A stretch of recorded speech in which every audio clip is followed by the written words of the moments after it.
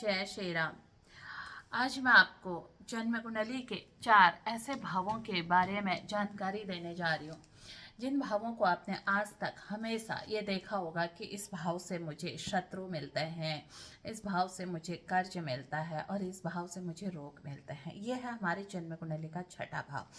और इसके बाद जो भाव के मैं 4 भावों की जो बात करने जा रही हूँ, इससे पहले आता है हमारा पंचम भाव। ये भाव है हमारे प्रेम का, हमारे संतान का और हमारे ज्ञान का। इसके बाद जो भाव की मैं बात कर रही हूँ वो भाव है हमारा समाज का भाव। ये समाज है और ये भाव हमारा मुक्ति का भाव है। ये 4 हाउस पता है मैंने क्यों लिए? ऋषि पराशर जी ने इन चारों को एक दूसरे के सामने रखा है। देखिए, समाज के सामने ही आपका प्रेम रखा है। अचानक कभी भी किसी के शत्रु पैदा नहीं होते हैं और कर्ज, रोग और शत्रु के सामने आपकी मुक्ति रखी है। और जस्ट अगर हम इसके ट्राइन में देखें, प्रेम के बाद शत्रु है और यहाँ समाज, इच्छा पूर्ति के बाद हमारी मुक्ति है। इन चारों को, ये 4 बहुत ही खूबसूरती से अगर हम इन 4 हाउस की पूरी जड़ देखें, इन 4 हाउसेस को अगर हम जीवन में समझ जाते हैं ना, तो एक तरह से आप अपना इस पूरे जीवन जो है ना, जीवन का चक्र समझ में आ जाएगा। लोग ज्योतिष में कुछ चीज़ें पूछने आते हैं और जगह जगह भटकते हैं।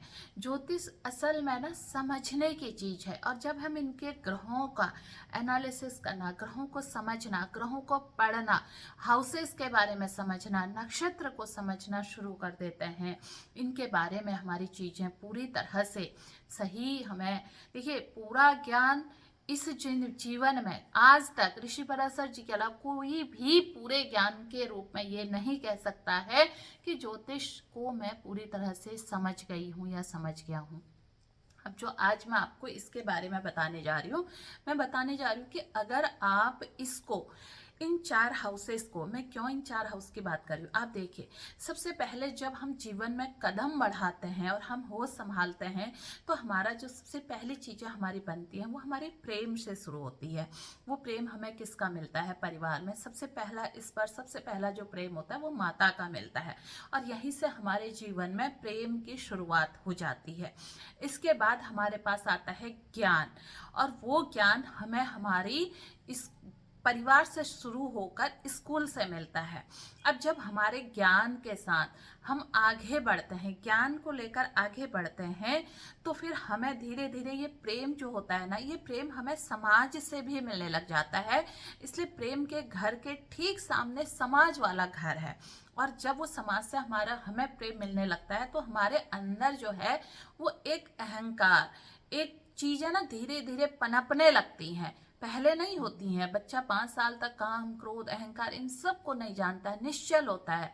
लेकिन जब धीरे धीरे उसे समाज में पता लगने लग जाता है कि वो भी मुझसे प्रेम करते हैं, वो भी मुझे अच्छा मानते हैं, अब नीचे से उसके ज्ञान भी आते रहता है। तो इसके बाद जो छठा घर है ना, वो काम, क्रोध, लोभ, इन सब चीज़ों का है, तो ये जन्म लेता है और यहाँ से हमारे प्रेम में ना बंटवारा होने लग जाता है। हमारा प्रेम चीज़ों को गिव एंड टेक में तोलने लगता है। जैसे हम क्या कहते हैं, अगर मुझे इतना मिलेगा, यानी कि मेरी माँ मुझे 2 रोटी देगी तो मैं माँ को प्यार करूँगा।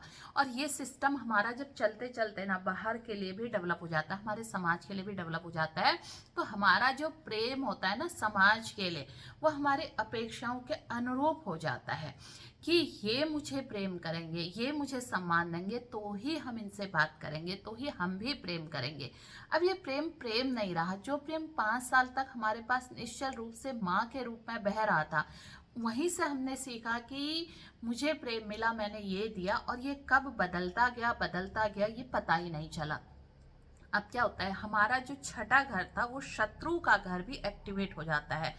कोई भी जीवन में अनायास शत्रु नहीं होता। आप अपने शत्रु, आपके जो भी शत्रु है ना, आप एक बार आंख मूंद कर देखिए कि आपका कोई ऐसा व्यक्ति शत्रु है जिसे आप जानते भी नहीं है, पहचानते भी नहीं है, और आप कहें कि वो मेरा सबसे बड़ा शत्रु है। कभी भी ऐसा नहीं होगा, क्योंकि जिससे ना हमारा कोई लेना नहीं देना नहीं, जिसे हम पहचानते नहीं, वो शत्रु नहीं हो सकता।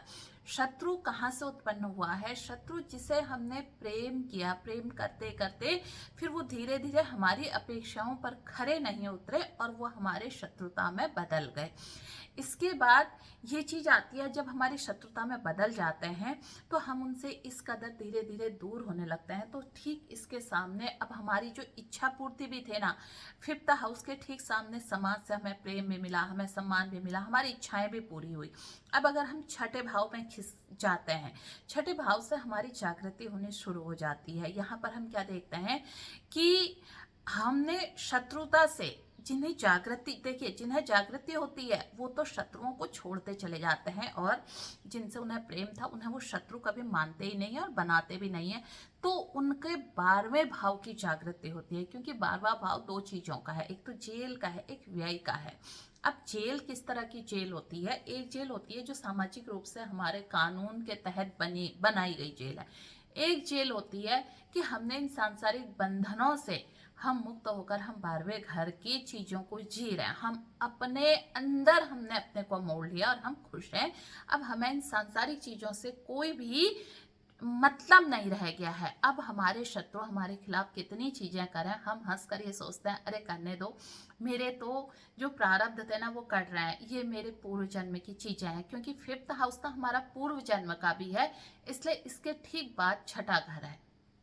तो इसलिए जब आपके पूर्व जन्म के प्रारब्ध के पाप कटने होते हैं तो आपको जीवन में ना वही व्यक्ति आपके शत्रु के रूप में आता है, जिससे आप बहुत ज़्यादा प्रेम करा होता है आपने, या आप दोनों के बीच का संबंध ऐसा होता है कि आपको वो छोड़कर चला जाता है या इस दुनिया से। कई बार इसमें संतान का भी आता है, संतान का अचानक जीवन छोड़ देना, चले जाना, तो वो क्या होता है, हमारे पूर्व जन्म के कर्म आते हैं और हम उस पीड़ा से गुजर कर एकांत होकर आध्यात्म की तरफ बढ़ते हैं। ये होता है दुख से जाना।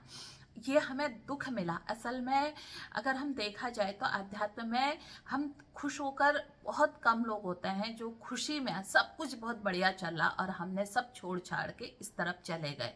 ये बहुत कम केस होते हैं। मैक्सिमम केस जो होते हैं जब हमें हमारे सिर पर, हमारे उस पर जीवन पे चोट पड़ती है तो कई लोग तो बिखर जाते हैं। कई लोगों की चोट में ईश्वर ने उनके ऊपर कृपा करनी होती है कि बहुत हो गया, अब तेरे पूर्व जन्म के कर्म अच्छे थे, अब तूने अपना जन्म अपने इस तरफ को लगाना है, ये जीवन में ही तूने इन सब चीज़ों को पाना है। तो वो उसके जीवन को ना आध्यात्म की राह की तरफ मोड़ देते हैं, और जब आध्यात्म की राह की तरफ मोड़ते हैं फिर आपके हृदय चक्र की, जो हृदय चक्र, विशुद्धि चक्र, आज्ञा चक्र खुलता है। मूलाधार चक्र तो वहीं से हमारा खुल जाता है जहाँ से हमारी आध्यात्मिक जागृति होती है। लेकिन जैसे ही हृदय चक्र हमारा खुलता है ना, तो एक अविरल प्रेम अंदर से बहने लगता है। और ये प्रेम ऐसा होता है ना, जब किसी के लिए बहता है उस निर्मल नदी के समान, तो ये उसके जीवन को भी, फिर ये दूसरे के जीवन को भी बैलेंस करते चले जाते हैं। इसलिए कई लोग जो अपने एकांत में साधना करते हैं, जब आप उनके पास जाकर बैठते हैं ना, तो आपको कुछ उस समय नहीं चाहिए होता। आप थोड़ी देर के लिए कुछ कहना, मांगना, सब कुछ भूल जाते हैं। क्यों? क्योंकि उनका जीवन इतना पवित्र, इतना अच्छा हो जाता है कि आपको वहाँ पर आत्मिक रूप से शांति मिलने लग जाती है उस जगह पर बैठ के। और जिस जगह पर साधना, पूजा पाठ, मंत्र और सारा चीज़ें है ना पवित्र है एकदम, वहाँ पर ये चीज़ें होती हैं। उससे बाहर का ऑरा उतना ज़्यादा बेहतर नहीं होता है। तो इसलिए अगर आपने जन्म कुंडली के इन 4 भावों में आपको लग रहा कि मेरे जिसे मैं बहुत प्रेम करते थे वो हमारा शत्रु बन गया, तो प्रभु को धन्यवाद दीजिए कि प्रभु आपने मेरे 12वें भाव की जागृति करा दी है। और साथ में मेरे समाज के प्रति अगर आपकी इच्छाएं, आप ये सोचने पर ख़त्म होने लगी हैं कि अब कुछ नहीं चाहिए, बहुत मिला है, अब मुझे उसकी भक्ति कहाँ से शुरू होती है? हमारे अंदर से। तो फिर ऐसे लोगों का जीवन बदल जाता है और ये फिर अपने साधना के पथ पर जाकर उस 12वें भाव को बहुत अच्छे से जीते हैं। और जिसने 12वें भाव को जिया है ना, जीवन का असली सुख उसी ने पाया है। क्योंकि सबसे खूबसूरत भाव जन्म कुंडली का 12वां भाव है। ये भाव ही व्यय का है। किस चीज़ का? संसार की फिक्र का व्यय छोड़ दो, लोगों का व्यय। लोग क्या कहेंगे, संसार क्या कहेगा, ये अकेले रहते हैं, ये ऐसा करते हैं, ये वैसा करते हैं, सब छोड़ के अगर आपने अपने को समर्पण भाव, क्योंकि 12वां भाव समर्पण का भी है, अगर आप ये ले आते हैं तो आपके जीवन में वो सब कुछ आपको मिलता है। शायद जो लोग करोड़ों करोड़ों बाबाओं को सन्यासियों को आश्रम में दान करके भी उस सुकून को नहीं पा रहे हैं, वो यहाँ मिल जाता है। अगर ये वीडियो आपको अच्छा लगा, आपको समझ में आया कि 12वां भाव, 5वां भाव, 6ठा भाव, 11वां भाव, तो आपके ग्रह इसमें कौन से हैं आप मुझे लिखेंगे तो मैं आपको बताऊंगी कि आपके 12वें भाव की जागृति होनी है या नहीं होनी है। ये भी जन्म कुंडली से हमें पता लग जाता है। फिर मिलती हूँ एक नई वीडियो में नई जानकारी के साथ। तब तक के लिए आप सभी को जय